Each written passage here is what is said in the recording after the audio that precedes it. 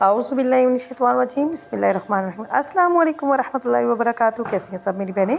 उम्मीद करती हूँ कि सब ठीक ठाक होंगे। अल्लाह पाक हम सबको अपने हिफ्ज़ और ईमान में रखे, आमीन आमीन। तो ये मैं पैसे इसलिए यहाँ पे काउंट कर रही हूँ कि मैंने जाना था ईद का ड्रेस लेने, और आप कहेंगे कि ये ईद का व्लॉग अब अपलोड कर रही है। जी हाँ, मेरी कुछ तबीयत भी ठीक नहीं थी और मसरूफ़ियत इतनी ज़्यादा थी कि मैं जो है ना अपलोड नहीं कर पाई। और जो है तो मैंने वीडियो बनाई हुई थी, तो मैंने बोला क्यों ना मैं अपनी बहनों के साथ शेयर करूँ। और मैं जो है ना यहाँ पे आ गई थी ईद का ड्रेस लेने के लिए, और मेरा बजट था सिर्फ़ और सिर्फ 8,000। तो मैं यहाँ पे आ गई।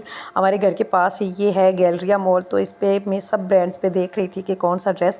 ये जो मैंने फ़र्स्ट पे ये वाला जो है ना, ये मैंने ड्रेस देखा है, ये था 10,000 और 990 रुपीज़ का था मारिया बी का। और यही मुझे ना यही वाला डिज़ाइन जो है दूसरी शॉप पे मुझे मिल रहा था 7,000 का ना।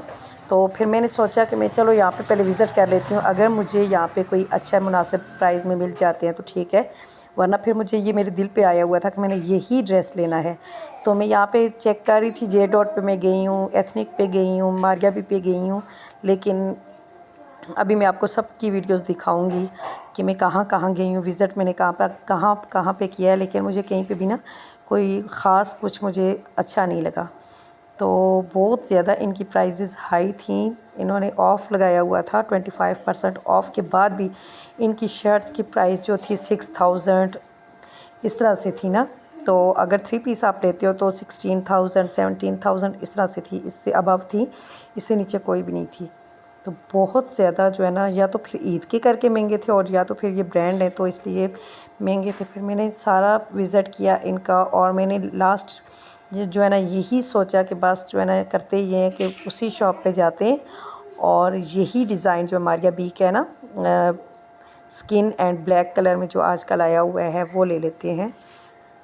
तो वो 7,000 में मुझे पड़ा। ये खाड़ी पे मैं आई थी, मुझे नहीं कुछ ख़ास लग रहा था। ये मैं मारिया बी पे आई हूँ। मैंने यहाँ पे आके जो है ये मैं चेक कर रही थी, ये था काफ्तान स्टाइल में ना, यहाँ पे कुछ लाइट का मसला है, सही नज़र नहीं आ रहा। काफ्तान स्टाइल में था, लेकिन ये 6,000 का दे रहे थे, पर इतना ख़ास नहीं था।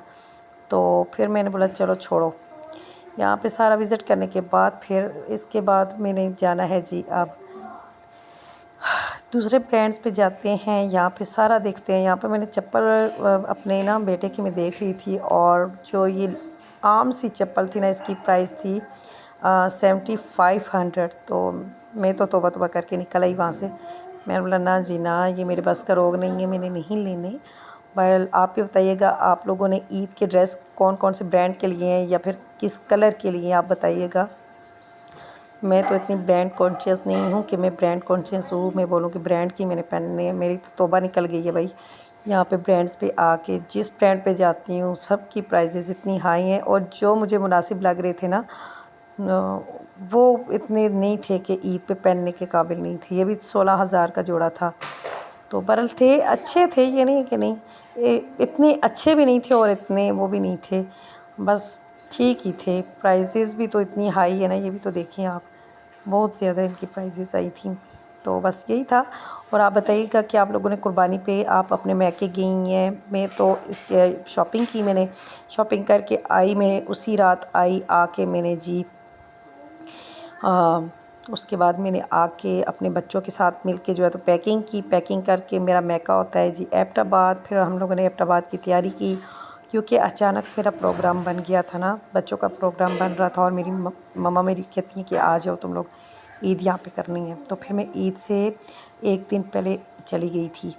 ये होता है ना कि माँ बाप के साथ, बहन भाइयों के साथ ईद करने का अपना ही एक अलग मज़ा है। मैं दूसरे सिटी में रहती हूँ, क्योंकि बच्चों की छुट्टियों में ही जाना होता है, तो फिर इस वजह से इस दफ़ा ये था कि चलो ईद भी अपने मैके में ही कर लेते हैं। तो ये सारी चीज़ हो गई थी पैकिंग, ना करते करते ना काफ़ी बैग बन गए थे, काफ़ी आइटम हो गए थे।